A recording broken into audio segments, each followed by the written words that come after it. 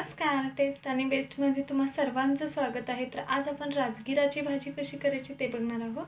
तर या ठिकाणी मी एक पेंडी राजगिराची भाजी घेतलेली आणि ती अशा प्रकारे निवडून घेतली।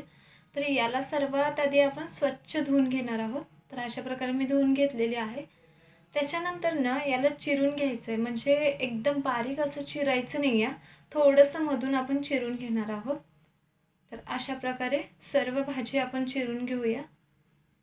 तुम्हाला हवा असेल तर तसंच घेतलात तरीही चालेल, पण शक्यतो तो चिरून घेतलात तर भाजी लवकर होईल।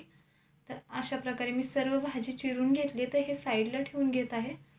तर या ठिकाणी फोडणीसाठी मी एक कांदा घेतलेला मीडियम साईजचा बारीक चिरून, 7 ते 8 लसणाच्या पाकळ्या आणि 3 हिरवी मिरची बारीक ठेचून घेतलेल्या आहेत। तर आता फोडणी टाकण्यासाठी कढई ठेवली आहे। याच्यामध्ये एक मोठा चमचा तेल टाकलेला आहे। तेल चांगलं गरम झालं की त्यामध्ये आपण अर्धा चमचा जिरे टाकणार आहोत।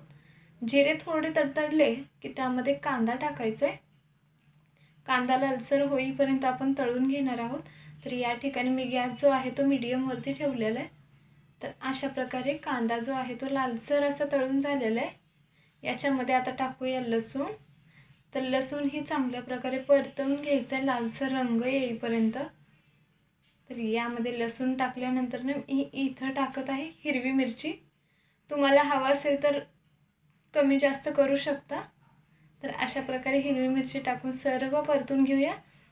त्याच्यानंतर टाकूया चवीपुरतं मीठ। याच्यामध्ये मिठाचं प्रमाण जे आहे ते थोडंसं जास्त वापरलं तरीही चालतात, कारण शक्यतो तर तांदूळशाची आणि राजगिराच्या भाजीमध्ये मिठाचं प्रमाण जास्त वापरतात, पण मी इथं चवीनुसार घेतलेलं आहे। त्याच्यानंतर भाजी टाकून सर्व भाजी आपण परतवून घेणार आहोत। तर एकदम भाजी न टाकता मी थोडीशी भाजी टाकून परतून घेतलेली आहे, जेणेकरून ती भाजी परतवण्यासाठी इझी जाईल। तर राहिलेली ही भाजी टाकूया आणि सर्व मिक्स करून घेऊया। तर इथं गॅस पूर्ण लो वरती ठेवलेला आहे मी। तर 1-2 मिनिटं आपण असं परतून घेऊया। 1-2 ते 3 मिनिटानंतर ना बघू शकता भाजीची जी क्वांटिटी आहे ती कमी झालेली आहे। तर असंच याच्यामध्ये परतून घेतल्यानंतर ना यामध्ये मी टाकत आहे 1-2 ते 3 चमचे शेंगाचं कूट टाकायचं आहे, जेणेकरून सर्व भाजीला जे आहे ते मिक्स होईल किंवा एकत्रितपणा येईल।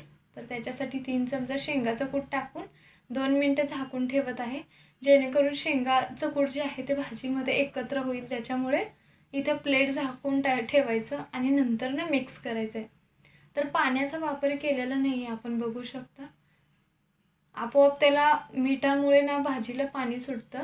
तर या पाण्यावरतीच आपण भाजी परतवून घ्यायचं, गॅस पूर्ण लो वरती ठेवून। 5 मिनिटानंतर ना बघू शकता परफेक्ट अशी आपली भाजी तयार आहे राजगिराची।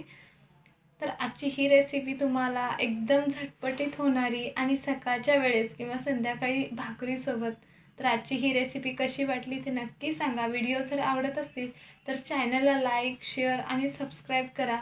कमेंट्स बॉक्समध्ये नक्की सांगा व्हिडिओ कसा वाटला। धन्यवाद।